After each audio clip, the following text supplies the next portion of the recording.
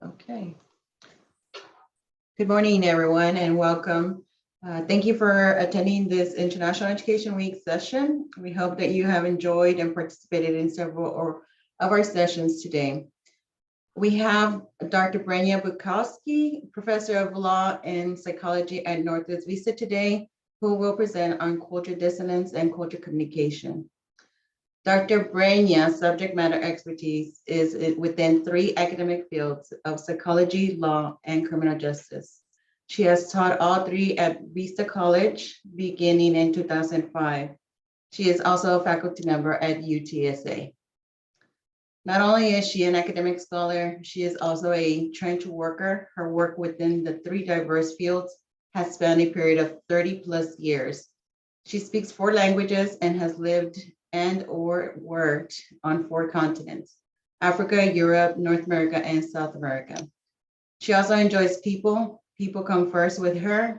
Dr. Brenya stays active daily with her triathlete training and other hobbies. Today, Dr. Brenya comes with us with her expertise of culture dissonance within culture language.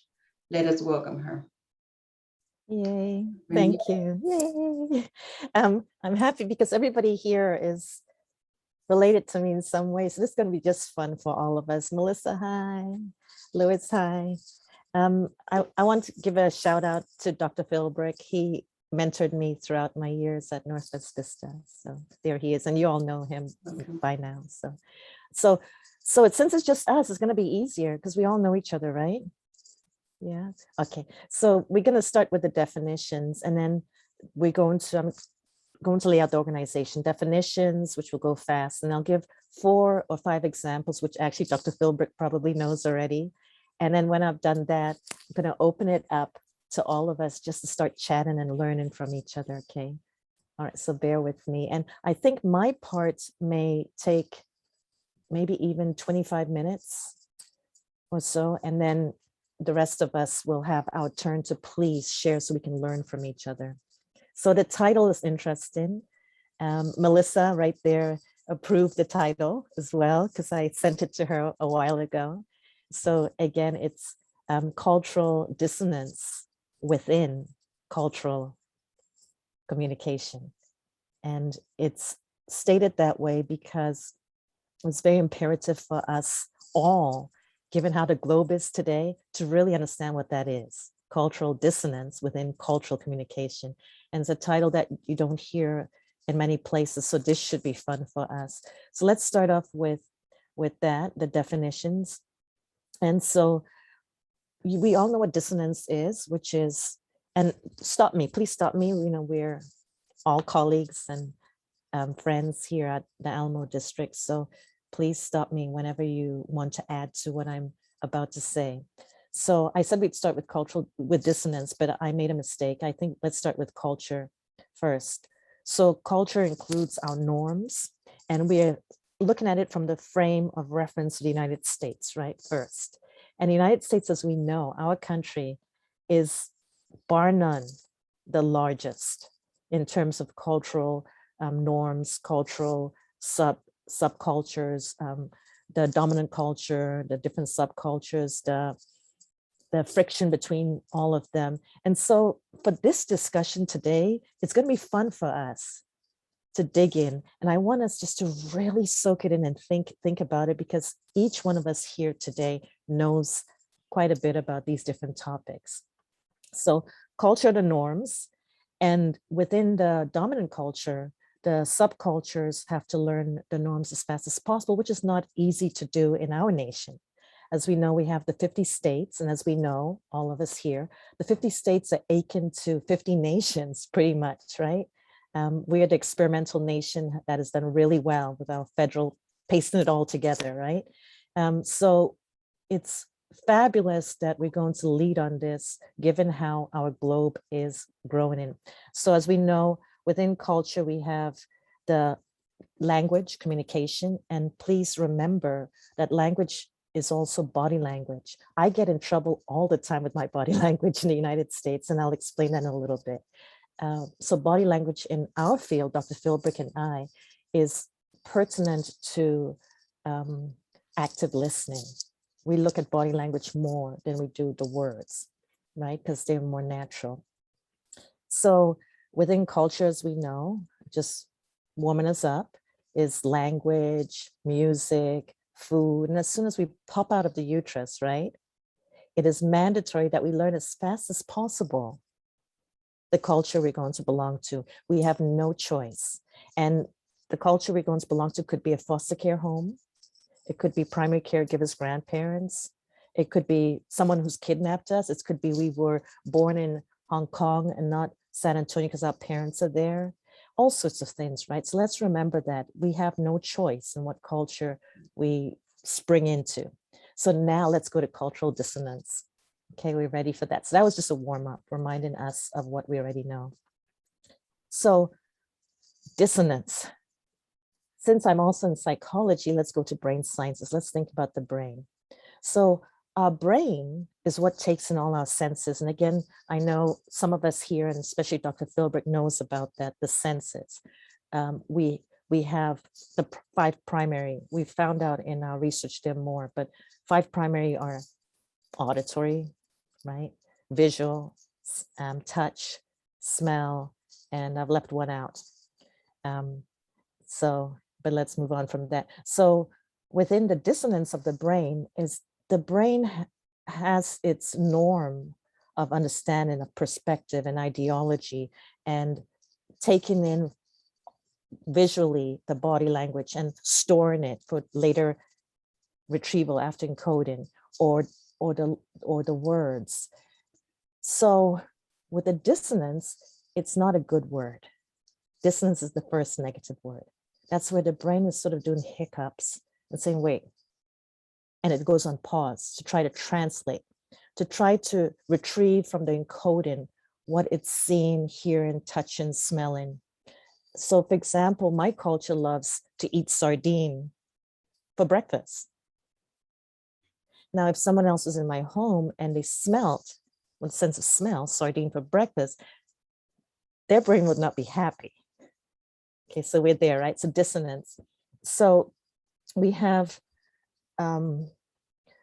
cultural dissonance happening all the time. All of us here, right now, all of us. And that's what we have to understand, given how the globe is today. And we have our different ideologies, different perspectives, right?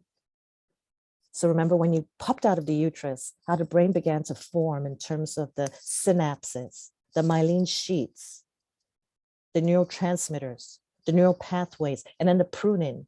And then all of a sudden, you're an adult and it's more staid. It's becoming more crystallized. But then you have the migrants coming. Oh dear, because remember we're talking about the United States, the great nation for this topic, the leading nation for this topic. You have the migrants. So I worked at the Coliseum with 1,800 teenagers on contract for 3 months, training the staff there last academic year. Okay. So I saw clearly how the 1,800 teenage boys were having cultural dissonance, but most people don't think about that, and they don't want to think about that, and they don't see it, right? So how about the Haitian migrants who lived in Brazil for 20 years and now come to US? So let's put that in the back of our mind as we move on. So that's definition is good enough. So then let's look at the definition of, so cognitive dissonance, I mentioned the brain. Cultural dissonance, I've gone over quickly with you. Cultural language, we know, all of us here know it differs. Even when you are within Alamo District and you're greeting someone from a different culture. So for example, one of us here today is Catherine, and Catherine's from Iowa, and she'll talk a little bit about that. So here we are at the district, and we're greeting each other, and someone looks down as they're talking. What culture would that be? Versus looking straight in the eyes. 2 different things. One is rude for one culture, and one is rude for the other culture, right? And we never think about that. We're in academics, so maybe we do, but we human beings don't have time to think about that. So we then have a perspective of that person. Or, and I'll give examples in a little bit about that. So I've already spoken for 11 minutes. I'm almost done with definitions. So then we have the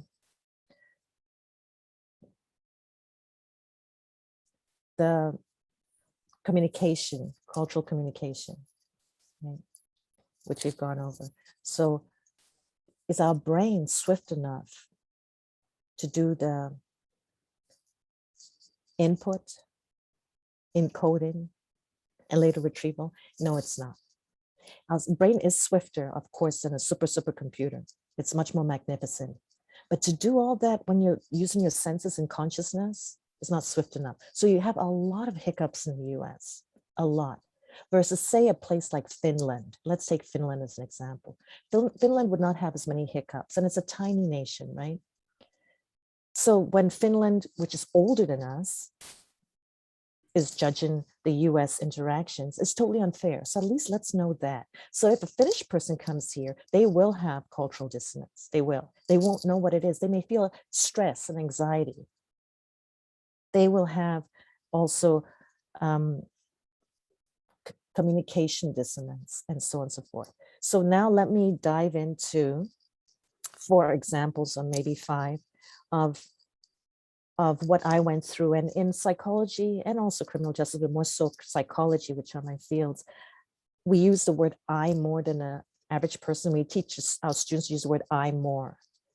Usually I is looked upon as quite selfish, self-centered, or maybe narcissistic. But in our field, we always train to use I. And we use I as an example to keep others safe. So that's what I'm going to do. So this is the second part of the organization. The third part is your turn. So this second part, I'll give 4, maybe 5 examples of what I went through. And for those who don't know me, maybe 2 or 3 of us. Oh, by the way, my auntie and uncle are here today. I'm so excited. Hi, Dr. Steele. So I'll give an example of when my background. So my identity is Ghanaian from West Africa. That is my identity. And nowadays we know what that means with all that's going on and learning about identities. And however, I'm from 2 nations. I'm from the Netherlands and from Ghana. So my maternal side of good people are Dutch. My paternal side of fantastic people are Ghanaian. And just like how in the US, our gigantic country, where we would have to maybe go to a birthday party on an airplane from, say, San Antonio to Iowa, where Catherine is from. That's what I would have to do with my siblings and my mother and dad to go on an airplane to the Netherlands. So from the frame of reference of the US, that sometimes is confusing, but not other nations. And that's because of our fantastic nation, the US, which has 50 states, which pretty much is 50 nations, right? So I'm Dutch and Ghanaian, but my identity is 100% West African, okay? So in saying that, when I first came to the US, I came straight to Johns Hopkins University. And this is pertinent to know, again, using the word I to protect others, but pertinent to know for students who come from, say, Iowa, like our staff member, Catherine, students who come from further, Mexico or Canada, or even further, right? What I'm about to say. So when I came, I did not know as a 19-year-old that I had blind spots. Because remember, we reviewed how the brain operates. The brain doesn't pause to think about that. And we all know here that blind spots are blind spots. You don't know you have them. And when you don't know you have them, others don't know. So we have to be forgiving, because no one knew I had these blind spots. And what they were 2 of them. One was when I was sat down in September for start classes at Johns Hopkins, I had no idea we were going to change classes every semester. I didn't know what a semester meant. I had no idea. The word semester, I'd never heard it before.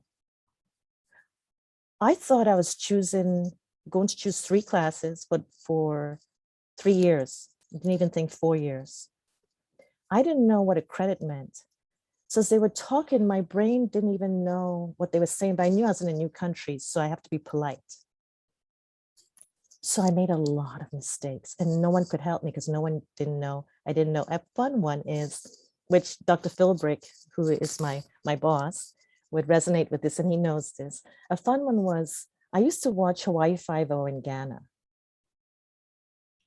There were a few TV series permitted by the government. Hawaii Five-0 was one, and I was in love with it. And I knew instead of doing pre-med, when I did pre-law, what I would do is be like Steve McGarrett. I knew that at age 18. So one of the courses they told me wasn't full I could take was detectives and their chronicles. I said, yeah, that will train me to be a detective on the side of law. I could see Steve laughing. So I signed up for it. I hated that class, hated it with a passion. I didn't know you could drop. And no one knew I hated it because I was a polite girl from West Africa. So I realized that was September, I realized by Thanksgiving that it wasn't about detectives. It took me that long. It was about Edgar Allan Poe and stuff. And I hated it. I hated that literature. I didn't know Edgar Allan Poe, who is he? This is awful. Nobody knew. I didn't know the mistake I had made. So my friends were very important. Support system was very important. And I had mostly African-American friends. They were catching on that she's strange, something's wrong. She needs some help. That's one, let's put that aside. Two, because I was going to give 4 examples. Second example, I could not understand a word my professors were saying. They gave me economics, they gave me political science, because they spoke English. And it confused me. Was there something wrong with me? I couldn't understand a single word. Their accent was too thick as Americans, and their speed of speaking was way too fast. I couldn't write a single note. And by the way, I have to tell you, I was also working full-time. That's what most foreign students in my position from West Africa do to be able to make it through. So my African-American friends caught on that when they saw my notes, it was scribble, and I couldn't even understand my notes. So they gave me all their notes. I still was able to finish in 3.5 years because I caught on that I could save money if I did it quickly. So I took 21 credits a semester and finished and went to law school. Let's put that aside. And let's go to our college and then I'll be done. So those are 2 examples, 2 more. When I'm done, it'll be your turn, and everyone be ready to participate, please. Okay. So I had a student. I started at this college in 2005. And I had a student along the way from Honduras. She was an Albert Einstein. Brilliant.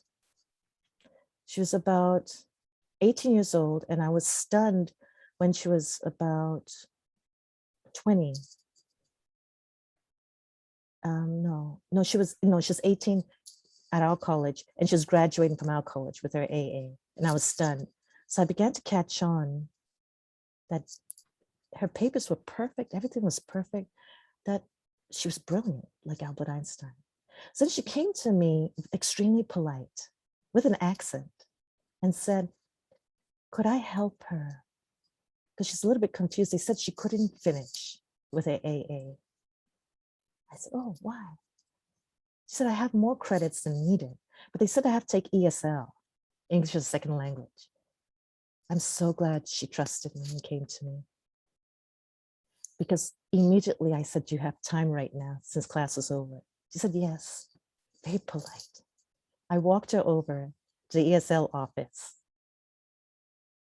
And I said, trust me. And I said to them, there's an error with this student. Her English is perfect. She has an accent, but her English is better than mine, I said. Why does she have to take ESL before you let her graduate? They said, because she's from Honduras.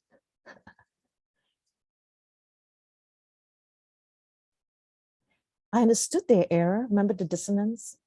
Because she came when she was maybe 12 years old. So she'd been in the US for probably 6 years.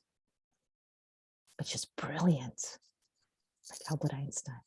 And her English was perfect. So I said just that to them.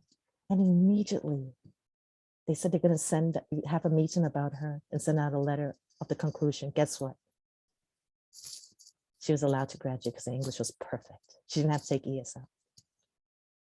Her family, Alicia, I see that. Her family sent me a letter of great thank you. They said they wouldn't have known what to do. So because I'd gone through that myself, I'm so happy she identified me in our great country, the US, that has this going on all the time. The last example, this one is a little bit longer, and then it'll be your turn. I've gone now for 30 minutes. It's the last one. So a few years ago, I was working with the Bantu Somalis, and my boss, Steve, right there, he knows this. They're on Warsbach. Catholic Relief Services helps them.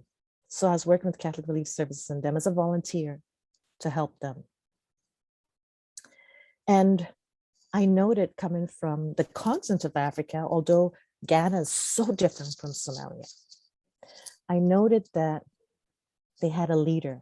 They didn't tell me, but like Steve will say, that's what we look for in criminal justice, right, Steve? We look for the leader. Always, when we work with gangs or cartel people, we always look for the leader because the followers will follow. So I noted the leader when they were talking about soccer one day. He was, they were about 30 something years old. He was about 60.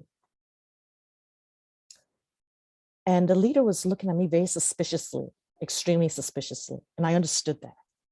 I could be CIA. I could be FBI.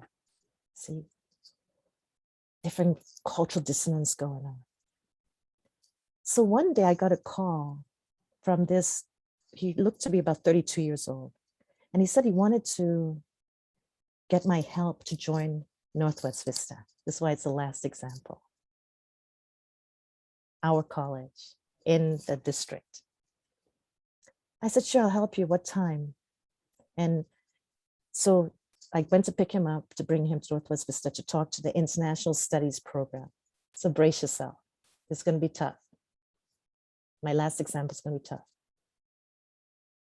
So we went in, and the director, who was an acquaintance of mine who knows me, was happy to meet him and started right away with his expertise of letting this Somalian man who looked like 32 years old, very good looking young man, help him slide right in to do the AA program, to start from scratch. Poor guy, he'd been a refugee in Kenya. So as the man was talking, I was taking it all in, and my brain began to sort things out swiftly, archiving it, extrapolating. And I began to get anxious. And when that happens, as my boss, Steve Philbrick knows, when that happens, you know, something's wrong. Take your time, breathe, because something's wrong. That's all I had, a feel. Remember, I talked to you about senses, which in our field, we take very seriously, the 5 senses. So then his facial expression looked very sad, yet he's a vibrant, extroverted pre-student. So I said, wait a second, you're from Somalia, but you were in Kenya. Yes, refugee camp. I said, okay. Did you go to school? He said, yeah, absolutely. Speaking English just as I'm speaking it to you. That's significant. Okay, what did you do? He said, engineering. What? The international studies director, who's an acquaintance of mine, didn't catch it. Still didn't catch it. I caught it, all of it. I stepped back and my brain said, Brenya, take over. Given the enormity of the Bantu Somali community, the leader behind us, stop it, become a leader. So I had to step on the toes, which is awkward, of our international studies director. And I said, give me a second. Can I ask him some questions? Sure. I said, did you go to college already? He said, yeah, I have a master's degree. From what school? The University of Kenya, Nairobi. My auntie and uncle there know it. I didn't look shocked or surprised. I said, okay, because I knew cultural dissonance and cultural communication. And I said to him, do you mind if I ask you another question? He said, yes. I said, do you have your transcript? Because I think we're in the wrong place right now, but maybe we're not. Maybe we're not. He said, that's the problem. When I came here, I was told by Catholic Relief Services and so on that I needed to because I was bright enough to start college. I said, but you've got a master's degree from an accredited university. He said, yes, but I was told, and we were all told in the community, we need to start college because we have to start from scratch. And I said, okay, I think we have the answer. So the international studies director at the time still hadn't caught on. Still not his fault. And I said, we can get your transcript somehow, some way. It may take a while, but we can get it. And you could look at going to graduate school. You finished university. And he looked relieved because he knew something was odd. He was traumatized. So we come to that cultural dissonance within cultural communication traumatizes the brain. And that's it, my friends. That's all I have for you. Over to you. And Catherine, you had promised to say something first, maybe. Okay, thank you for sharing that. I didn't expect to actually say anything really, but I'm not sure what to say. Coming from Iowa to San Antonio, did you feel some differences? Oh yeah, definitely. But it was good differences because I always felt like up there that it was just a bunch of people that, this is generalizing really, but I felt like it was a bunch of people that basically looked like me, looked like each other, that it was a thing where I was looking for something more, where to be in an environment that was more diverse, an environment that was more welcoming, demonstrated, it shows more warmth. I don't know. It's like being born and raised in a place, but not really, that's not really home. So coming to Texas has really felt like home. So there's been a lot to learn. I'm still learning. So I love what you shared, because isn't that interesting what Catherine shared? We're all from the United States. And yet she demonstrated so quickly that Iowa is almost like a different country from a city, San Antonio, not even a state. That's how amazing the United States is. And that's how many conflictual issues we have in the United States. And we're leading the globe because we are the experimental nation. We're leading the globe. And I'm so happy you're here so you can just disseminate this information to all you know about our blind spots within cultural dissonance, within cultural communication. Catherine, thank you. Anything else, Catherine? no, just really happy to be here to take in everything that everybody shares. So I'm glad to be here. Thank you. Awesome. Anyone else? Questions or? Well, I want to make a comment. I work with international students here at the Alamo colleges, and I work with each of the colleges' international office.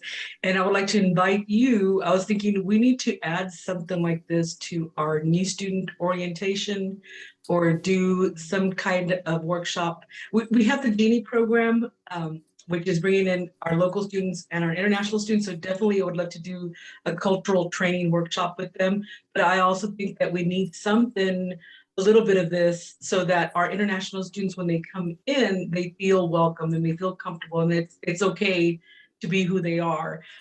So I would love to get in touch with you, and then we can maybe create something, and maybe even talk to our international student staff, just so that they're aware of this. I mean, I was thinking some of the stuff that you were saying, like, oh my God, that ESL problem that you had, and I'm like, no, and that whole, transcript, I'm like, no, I can't believe that's happening, but it is, and we want to help change that.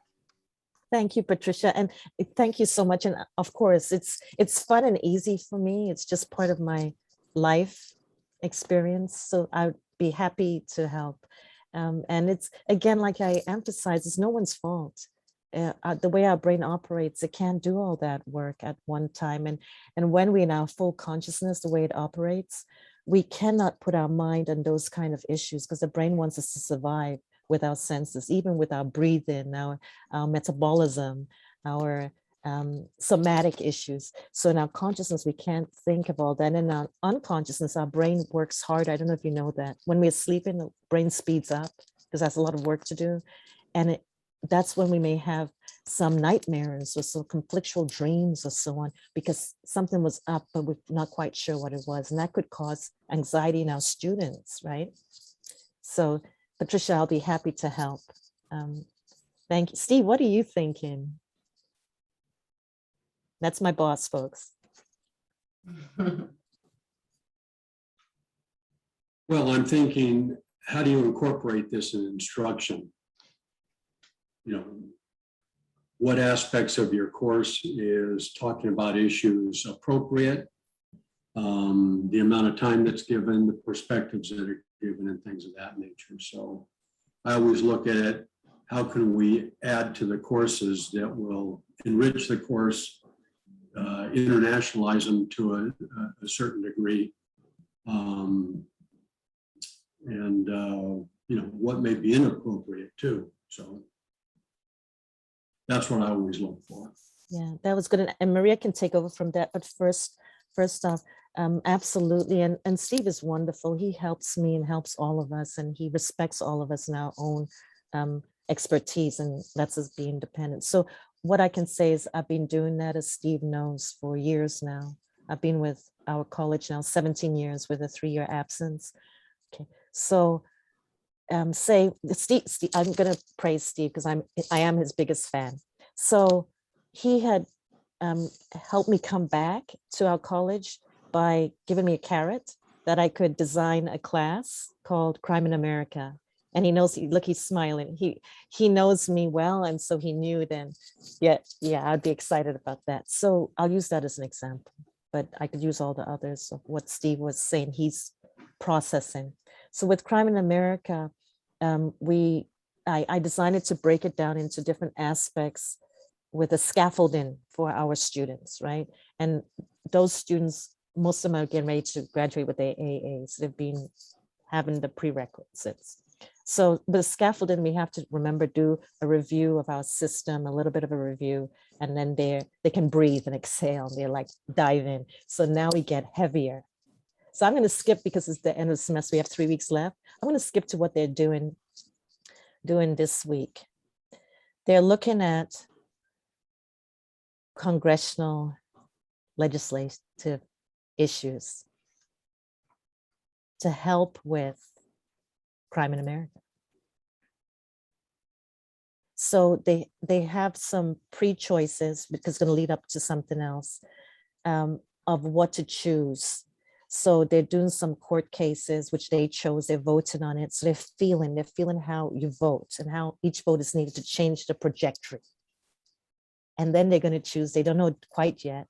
They're going to choose between 3, because they need choices, 3 issues in the nation. 1, what are we going to do about our external stressors that can cause some crime? Afghanistan. 2,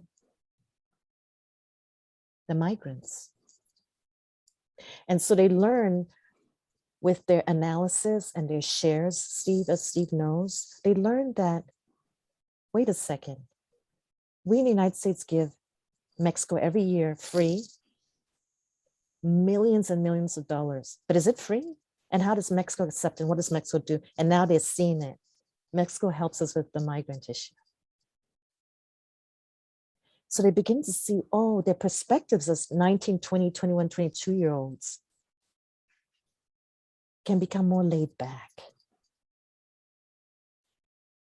So they can look at facts and evidence and not their opinion. Steve, does that help? Can you take over, and then Maria?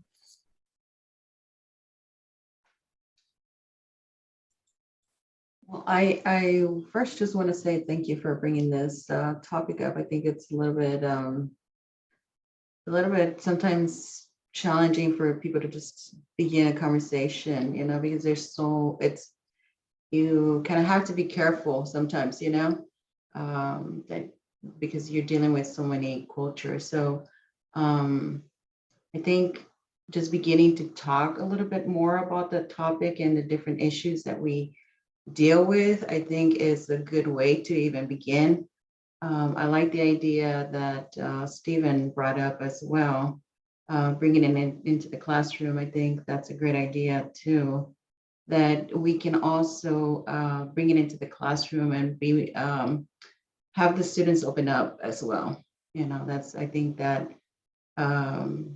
that's a great idea. Yes, and it takes weeks to help them feel safe before they open up. So the classroom culture is very important. We all know that here. But Steve, what's your thoughts since Maria shared that? Well, when we do comparative analysis, I'm a little concerned now with the overall atmosphere in the country where I'm not sure open dialogue is actually, this whole woke culture thing. I'm not sure that open dialogue is permitted. And,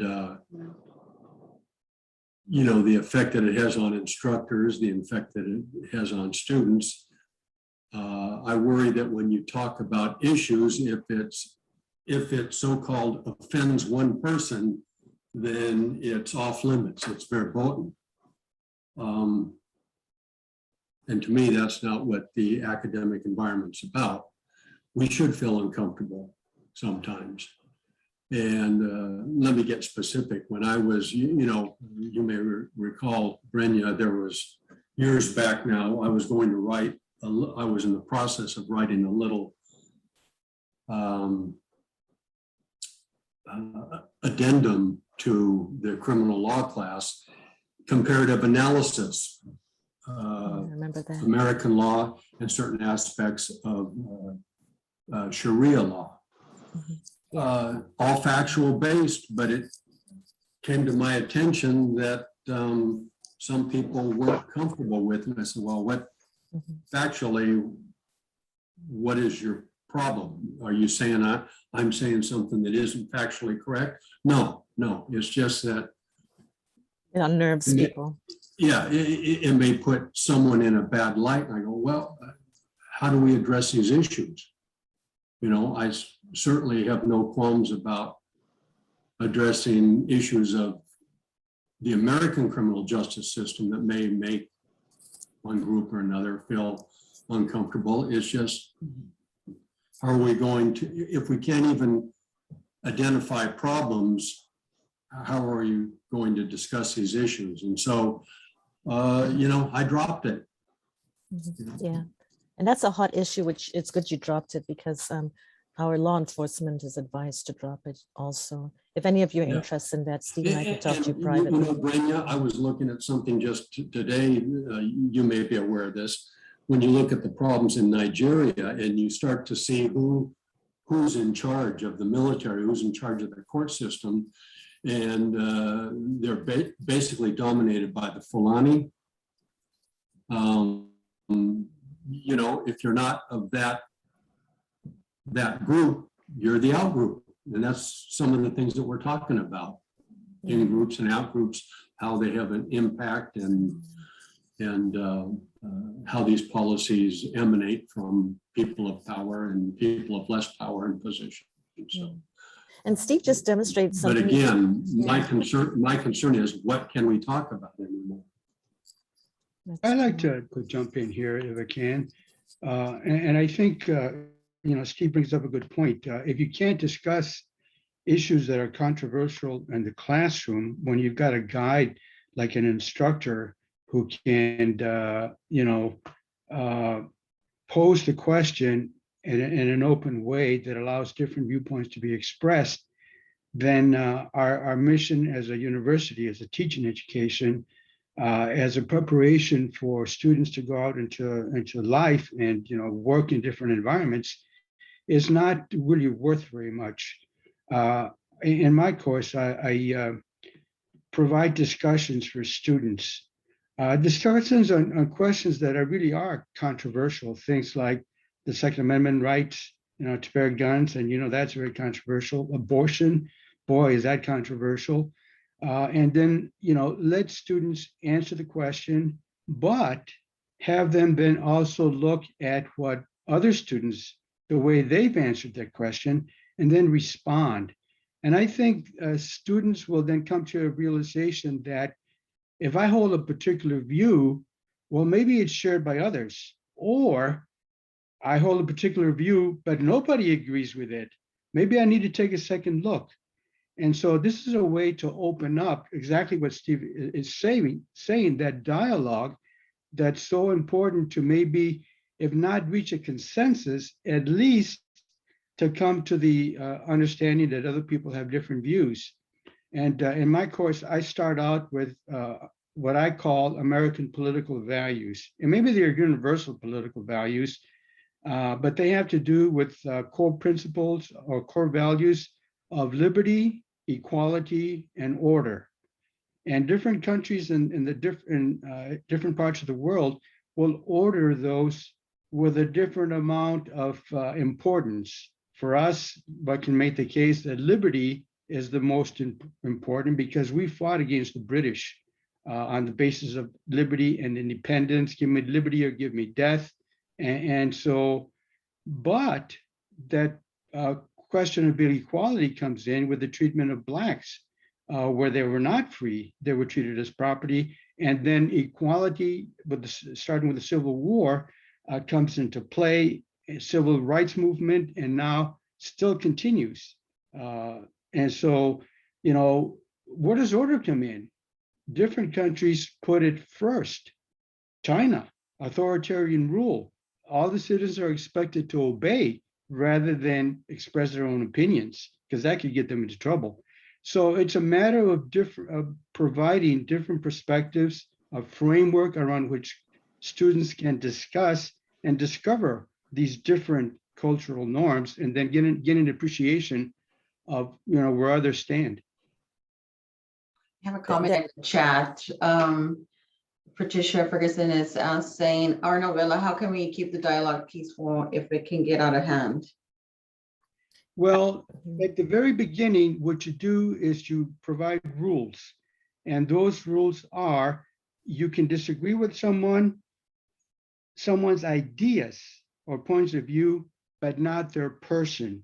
Always respect the person. And students seem, you know, get that. They appreciate it. I think for them, they tell me in the feedback surveys that discussions are one of the best parts that they enjoy about the course, instead of, for example, taking quizzes or just doing papers. But getting to know what other people think, I think that's valuable to a student, especially when they may hang around with their own group and they all think the same, but then when they meet someone from a different background, a different perspective, that opens their eyes. And I think that's a moment of growth for some of them. Thank you. Melissa, I'm going to call Melissa out. She's the head of the Black Lives Matter Association at Northwest Vista. And Northwest Vista, again, is a trailblazer for actually our nation, because we are the first in the nation to do BLMA after George Floyd was killed. Melissa, what are your thoughts as we're discussing all this? So Arnold, I think you need to teach training to instructors on how to have peaceful conversations. And I say that maybe like an hour training for instructors across the Alamo colleges. I say that because yesterday I participated in a active bystander presentation. So I'm a part of a committee and we talk with employees and students. Yesterday, the session was with students on how to become an active bystander. A portion of that training talks about your biases, unconscious biases, anti-Black biases, and we try to get students to realize that your biases can get in the way of becoming an active bystander. We were throwing scenarios at the students like, what would you do if a conversation or discussion in a class got out of hand and the student was kind of bullying and dominating the conversation? And it was really surprising to me that the students, they were giving us tactics on how to, you know, help other students in the class, how to tamper it down. None of them said they would go to the instructor and get help. And we had asked after, you know, the students were answering, why wouldn't you go to an instructor and get help? And they said they didn't feel comfortable. They didn't feel like the instructor could help. And it seemed like it was from past experience that instructor didn't know really how to handle a heated discussion. And so that's why I'm saying that, Arnold, I think you need to do some training in this, because I was shocked. I was like, seriously, You won't go to the instructor, say, hey, tamper this down, help us out, let's move on, distract something. The other thing that was really surprising was when we were talking about, gave them another scenario about a person was in danger and would you call the police? And they didn't feel comfortable calling campus police. And, we told them, okay, well, we're a safe campus, we're all about anti-racism, and we're on the path to, becoming more of an anti-racist college. We're doing the work as employees. And they just have this bias that they're afraid if they call the police, that it will go the wrong way, that it's not going to be handled. And so I was like, wow, we need to just kind of do a lot more training with our faculty and staff, with our students, to help them with some of this cultural dissonance that, you were talking about, Dr. Brania, because it was just so evident in that Zoom room that we were in. That's great, Melissa. Within our department, criminal justice, we are the team that Steve has put together that does know how to handle that, and we have been handling it on our own. So I'll give one quick example. A few years ago in my class, there was a wonderful young man, about 20-some years old, had been from military, and he was an agitated young man. And because of our field, I knew that the second class, others did not know that. And so the issue came up we're in November now, right? So maybe October, August, September, October, maybe towards November, that he had a pattern of enjoying provoking the class, which had mainly a different ethnicity from him. His ethnicity was from the dominant culture, and the subcultures were in the class. So, and I'm being careful here, we're being recorded. So one day, when the class was very relaxed, he'd been relaxed, and the class was very relaxed. So first week of November, he jumped up and said, okay, now you all are attacking me because of my dominant culture. And because we're in criminal justice, and Steve can attest to this, we are ready for that. So Melissa, when you put this together, help the criminal justice team, given our backgrounds, arbitration, mediation, and so on, to help instruct the instructors. So I was ready for that, and Steve knows that. And I don't know if Steve wants to speak on this topic that Melissa brought up, but our team is the one team at the whole Alamo district that's ready for that. Steve?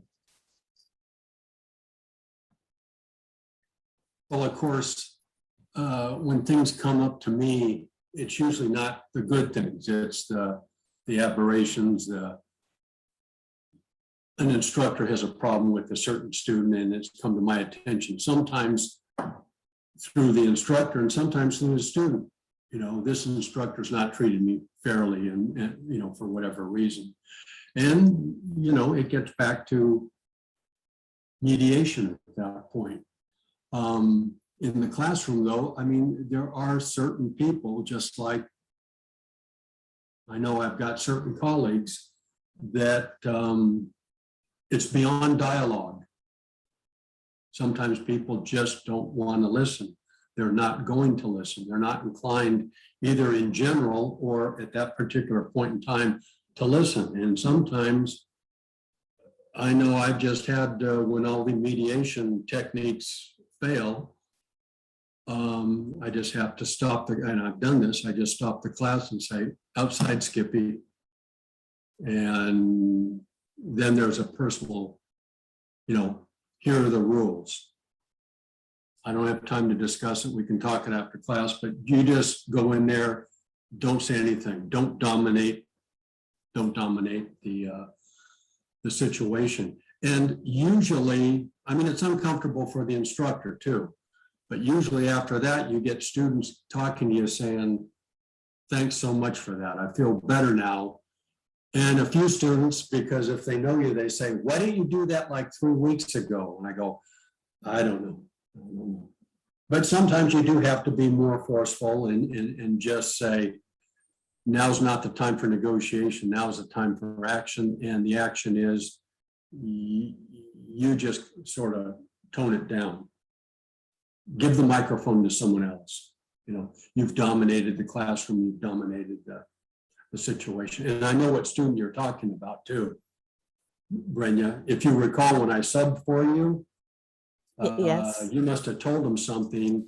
He said not one word during class. I remember that, and it's come back to Because me just now. I think he knew my, I think he knew my background, and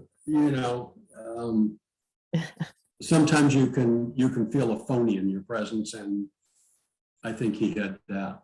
So he didn't say a word Yeah. when I was The advantage we have, Melissa and everyone else, is that being in criminal justice, we know, and a tight team at our college, we know that in the first few weeks we have to set the respect of the classroom culture, and we're able to do that more so than other disciplines because we're actually training police here to become detective.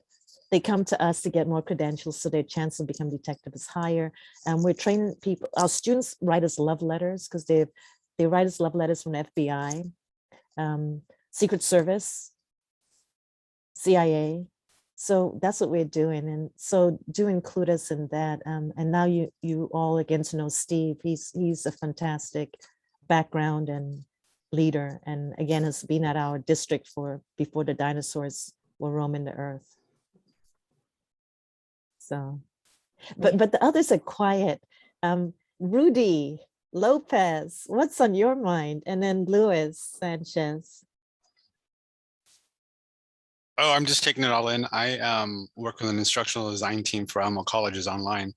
So a lot of what you're saying is of value, but we focus on the online learner and how to do exactly what all of you all are talking about in the online environment, like de-escalation, setting the rules for the environment, etiquette, especially when you have open discussions.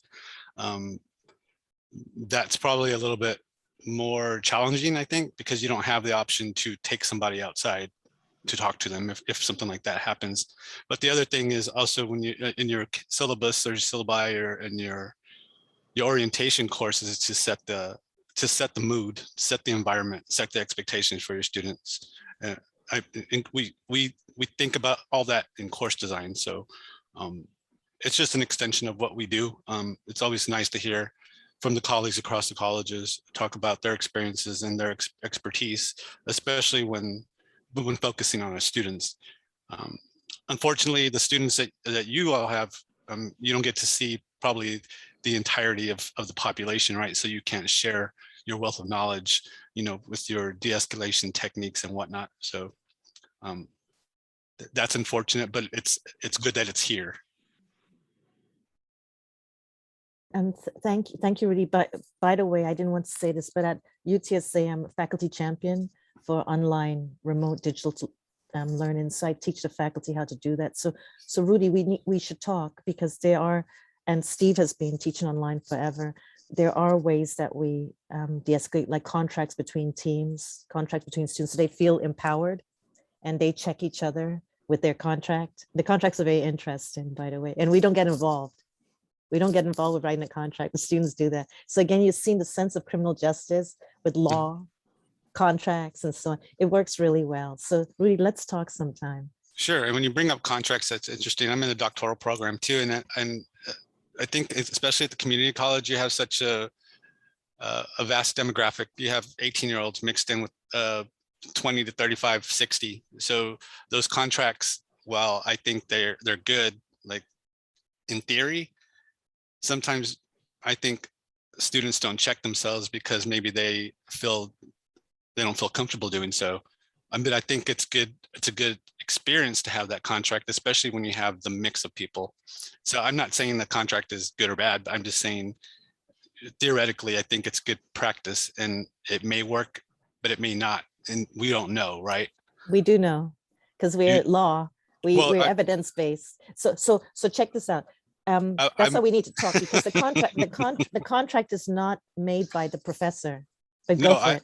I understand it's a student contract between students, especially when you're working in groups.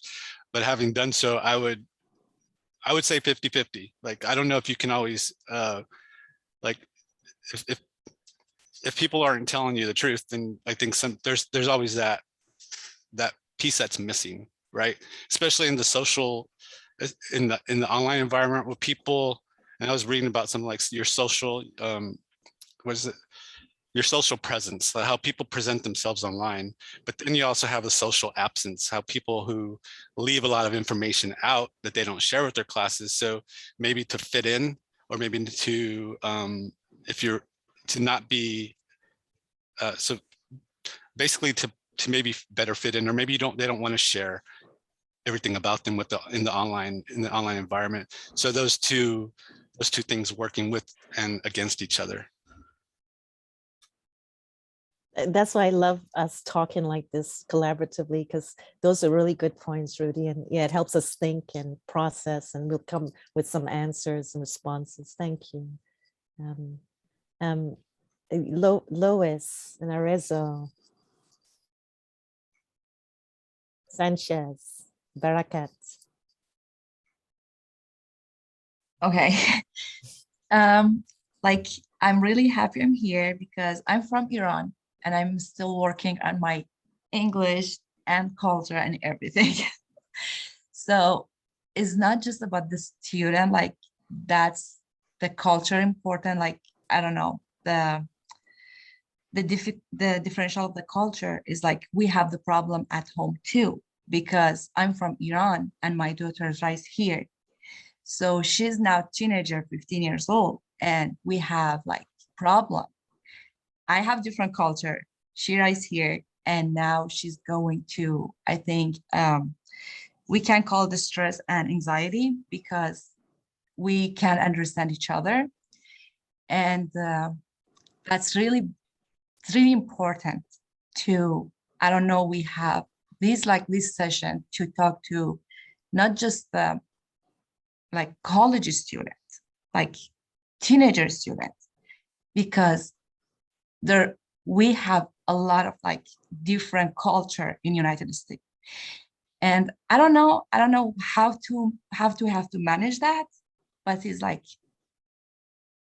really important. Like as usual, Melissa mentioned that we have problem to how we talk to the instructor. If we have a question or something, we're not feel like, how can I say it?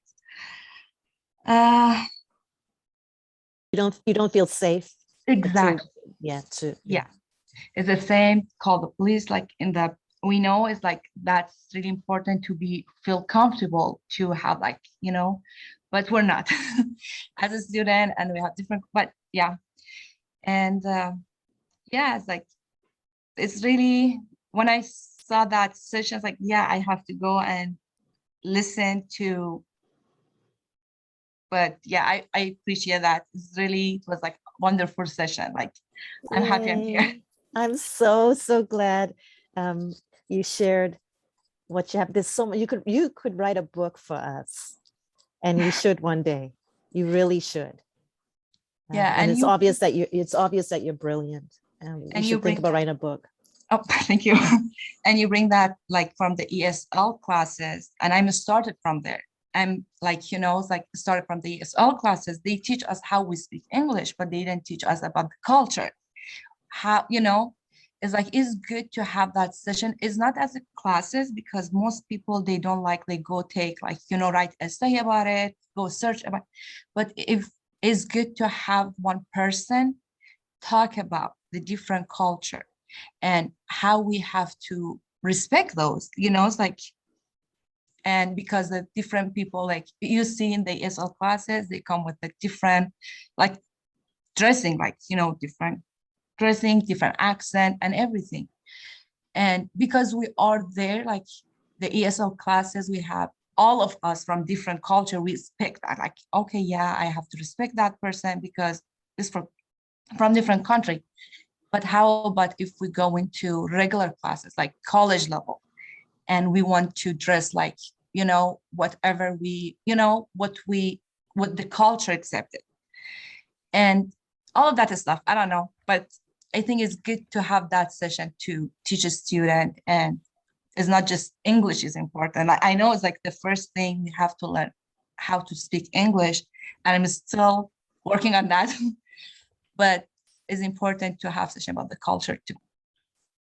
That is fantastic. As a psychotherapist, I worked with many diverse peoples in our country who are Americans, who come from diverse cultures, right? And it was so lovely for me. I loved my work, as I always do, because to see them realize, wait a second, this is the US and we're leading on how you have a voice, and we will support you, your support system, support you with your diversity, which is part and parcel of every aspect of the US. They would just shoulders back, chin up, and they would morph into confident people. I love that. Arezzo, you take that over. Yeah, just want to say thank you again. That's it. Yeah. I was Melissa, going to say, I have a 15-year-old son, and I told him this morning, I don't know how to communicate with you. So I understand a little bit what you're saying about the teenagers and stuff. And so he's like on a totally different world with his thinking, attitude, brain, everything. So I'll out myself with a funny story that will help you all, but I want to hear from Eric and maybe my relatives, the Steels. But this is a funny story, and I'm out in me. So my husband of 20 years is my second husband. And because I'm in therapy, I had a therapist to put our blended family together. So one day, the marvelous, fantastic psychologist, family psychologist, said to my children gently, how do you feel about the change in your family? My children looked at him, change? What are you talking about? My children look like twins. What are you talking about, change? They were confused. So he had to reframe his language, his cultural language. He said, okay, how do you feel about your stepdad being from a different race? And they're like stunned. And they said, oh, we get it. In unison, the two like twins said, oh, we get it. And you know what they said? He asked if he could use what they said publicly. They said, oh, we are so happy we're getting somebody from a culture that's like us, because mommy, she's from Africa. He was, the psychologist who's fantastic was shocked, and he laughed and he said, oh my goodness, I had implicit bias. I had no idea that I'm talking to American kids, Brenya's kids who are American, and they see their new stepdad like them. But mommy, no, she's from that place, Africa, you know. So Arezzo, I hope that helps you. Jane, hi, good to see Jane. So now it's the Eric and the Steels, if they want to share. Eric, if you're there. There's a comment in the chat. There is, okay. Oh, there's a couple of them. I'm gonna read the most recent one. It's from Catherine. She said, I appreciate what Rizzo said about learning culture along with language. I teach English online and my students are from Russia. Some of them grew up during the Cold War era, and we have a great discussion about misconceptions we have about one another, and it helps bridge the gap in understanding. There you go. That's a wonderful comment. As the Steels and Eric get ready, Jane has joined us, and Jane will catch up that now we're in the collaborative discussion part where we're sharing our thoughts about, thank you, Reza, sharing our thoughts about cultural dissonance within cultural communication in this fantastic nation, the US, which has so many, is representative of 205 nations in the US, and how we're trailblazers in the globe to support this great experiment of how we can all be humane to each other. So Melissa says she has to go. Melissa, do you want to say something before you go? No, this was a great conversation, and just thinking about like future training and just took in what she said, Brenya, about, you know, just getting your team and maybe getting some tips from Arnold on just with instructors and how to help them, you know, with heated conversations, how to mediate, how to effective classroom management and stuff. So I think that would help, especially in a society that we live in today. That's So- fantastic. And so thanks to you and others, this has become also a working discussion, not just a presentation and dialogue, but also working discussion. So we'll all get together later on Right. these. Thank you. Fantastic. Bye-bye. Take care. So Retro, and there's Uncle Biff. I'm sorry to out you. That's my uncle, my hero. Hey, Hi. hi. I'll add one small thing in focusing on the cultural differences and dissonance. Don't also forget to look for occasional concurrences and similarities. So I'm white American. My wife is Ghanaian, and people always say, "Oh, how did you cope with the cultural differences?" And sometimes I say, "Well, you know, at my high school, we put on a Gilbert and Sullivan operetta every year. And at Edgewood Secondary School, they put on a Gilbert and Sullivan opera every year. So how different are the cultures?" Yes. So there are some threads that you may find. That is so true. I'm so glad you brought that up. And I'm not surprised one bit that you would bring that harmony. That is so true. In our field of psychology, we always say that all of us human beings are 85% identical, 85%. The 15% is cultural, environmental influences, but we hold tightly on that because we're patriotic, totally 100% patriotic to our own culture. And so it's so much in the forefront of environmental influences. So Uncle Biff, thank you for bringing that up. That's great. That was missing. Any other thought? Can I boast about you? Am I allowed to? Uncle, No, you can let that go. okay, all right. I'll let that go. Jane, are you warmed up or Retro? Retro is originally from Burundi. And Jane is originally from Ghana. Retro. Hi, Retro. Hi. We're talking about how it was for you. Retro lived in a refugee camp. So how was it for you? And she's brilliant. She's an Albert Einstein. How was it for you to anything, to assimilate? You still assimilating as brilliant as you are. Right. I think I'm glad that you're aware that I'm still assimilating, because a lot of the people in my age group think 100% that I'm American. And I don't believe so, because there's a lot of American culture that I just can't get used to, especially the individualistic culture. And I see myself struggling with that the most when it comes to when it comes to working, when it comes to the work environment. I just can't. I can't be individualistic. And when I work with Americans, we kind of clash in that sense. But I wanted to add on to what she was talking about being in ESL. And I grew up in ESL all the way up until, I believe, 5th grade. But I got out pretty early since I was reading so many books, and they were like, well, your English is pretty good anyways, you can leave. Okay. But my English was good, but I didn't understand American culture. And I went my first few years of elementary school here in the US, I was in a very poor area, and I lived in like a very like high violence poor area of San Antonio. And the elementary school I went to didn't seem to have very good funding for their ESL section. Okay. And so I didn't really learn English much over there. And so I kind of had to do it on my own.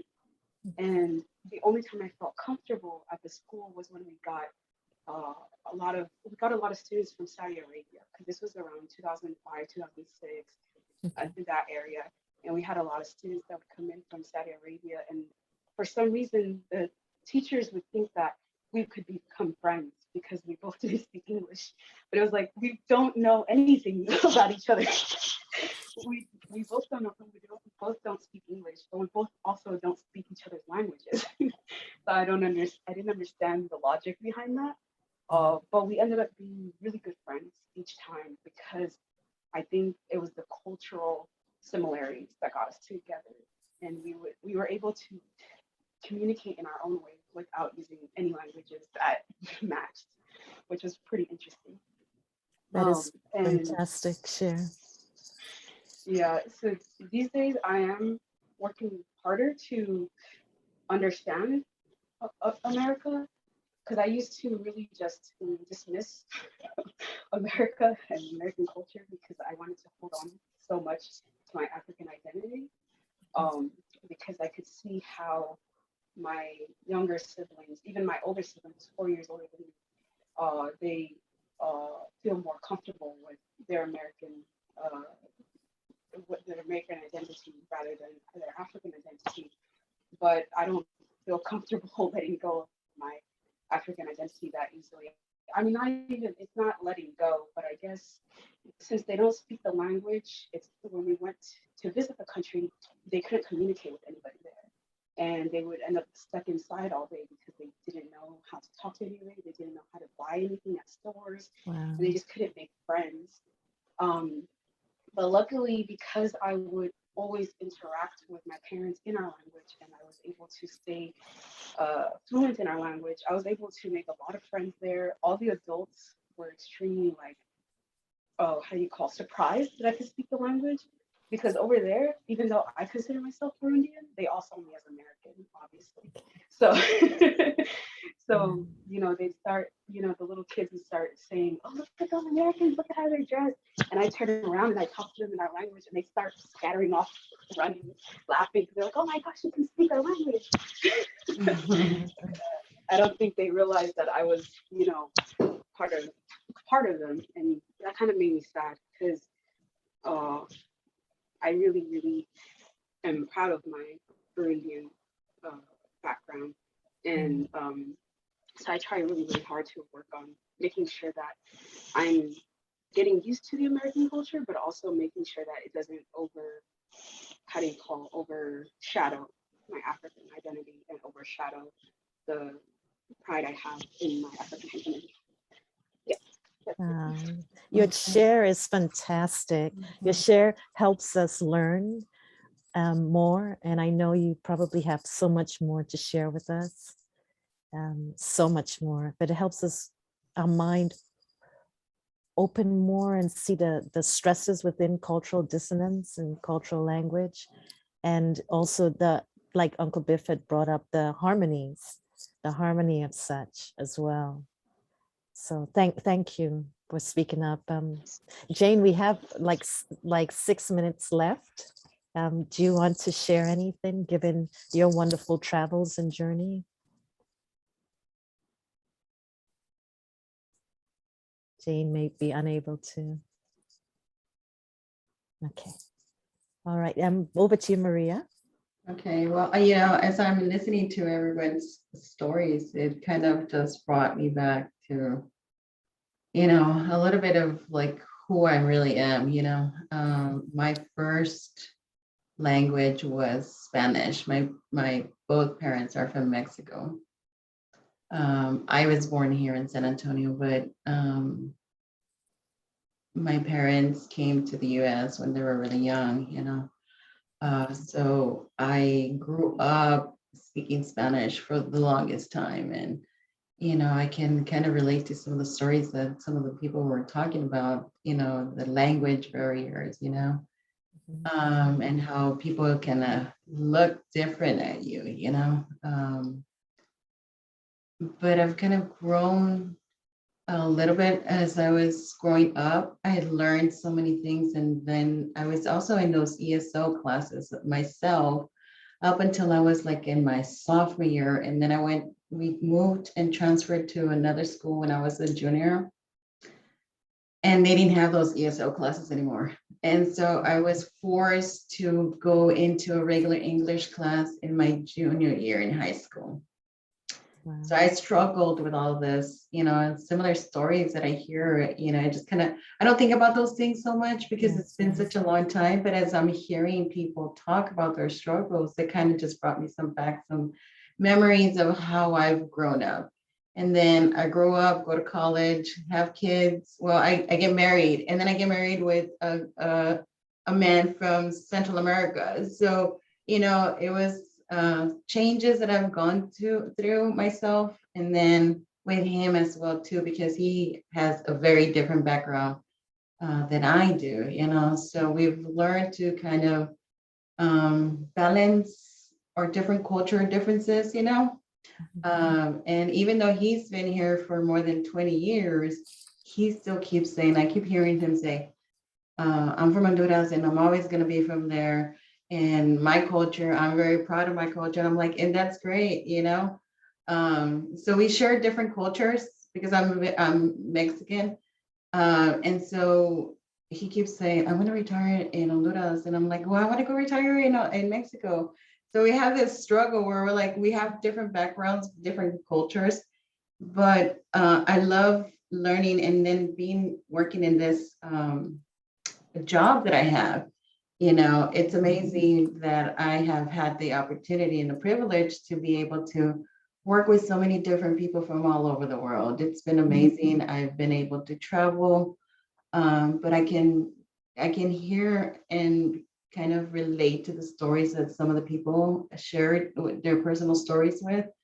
So it's fascinating just to learn. I think one of the things that we need to do is really just kind of open up and be able to talk a little bit more. But I think one of the persons said, I think if you set the tone from the beginning of the conversation, if you're in the classroom, I think that's really important to just make sure that people understand that you have to be respectful.